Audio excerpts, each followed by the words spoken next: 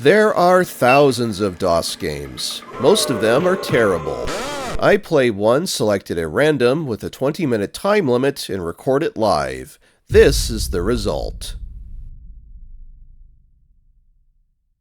Hello everyone, welcome back to the new Random DOS Game Show. And this week we have a game called Rebound. And there was no intro, no menu screen, no nothing. It just booted me right into this. A prompt to hit enter to begin. I think I know what kind of game this is, judging by what I'm seeing on the screen, but let's see what we're in for.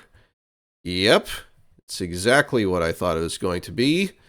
This is a Breakout, or Arkanoid if you prefer, clone of some variety. Unfortunately, I don't know how to move the paddle. Oh boy. So this game came out, I believe, in 1985, according to Moby Games, so the control scheme might be different than what you're used to. Arrow keys don't work. For the arrow keys or the numpad. Function keys don't seem to work either. The bracket keys don't work. Just trying everything here. Oh, what was that?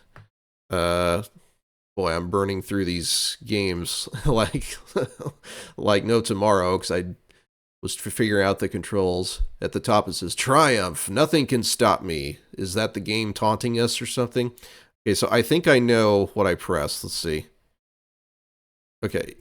Okay. All right. I got it. So the controls are the shift keys. Left shift moves the paddle left, and right shift moves the paddle right.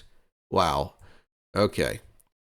That's definitely a product of its time with unconventional controls, but now that I've got that handled, I'm able to follow the ball well enough.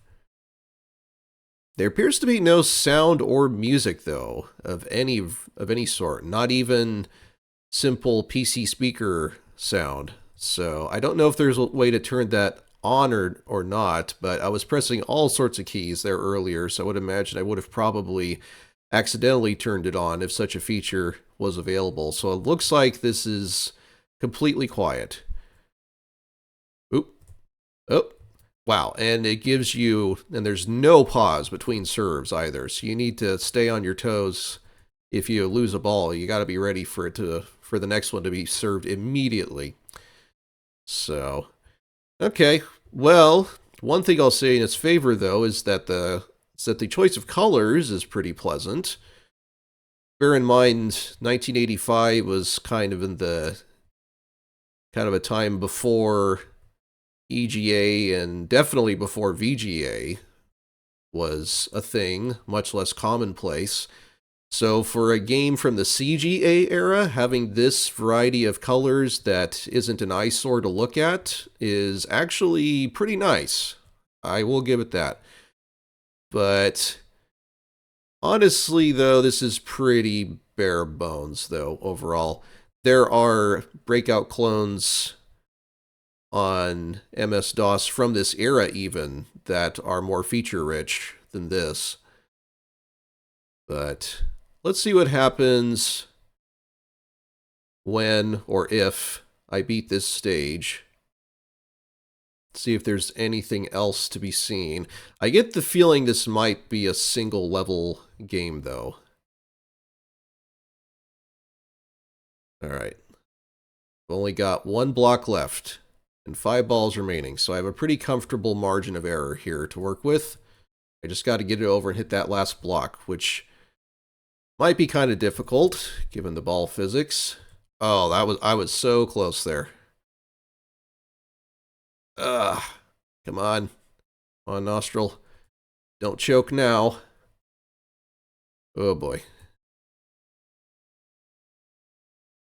Well, if it takes too long, I might jump to it when I'm editing this later on.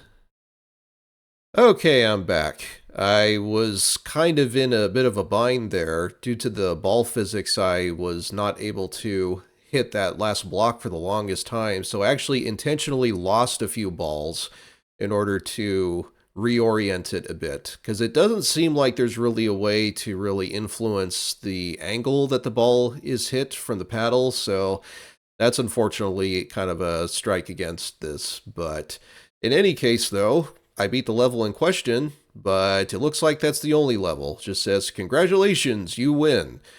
So that's Rebound, a pretty bare bones Breakout clone, even for its time, I feel. The lack of any sound or music, the single level, the inability to influence the angle that the ball is launched at, and the fact that serves happen instantly and there's no time to get your bearings after losing a ball, essentially.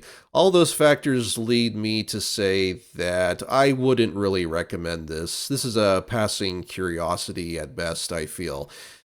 Like I said, even for its time, there were similar games for DOS that were more feature-rich than this, so you're better off playing those titles, I feel. It had a decent color palette, I will give it that, but aside from that, you aren't really missing much if you decide to sit this one out. And if you want to see more random DOS game coverage, be sure to check out the other videos on the channel, as well as Lonnie's original run in our playlists. And if you like what you see, consider subscribing. That's all for now, and until next time, take care everyone.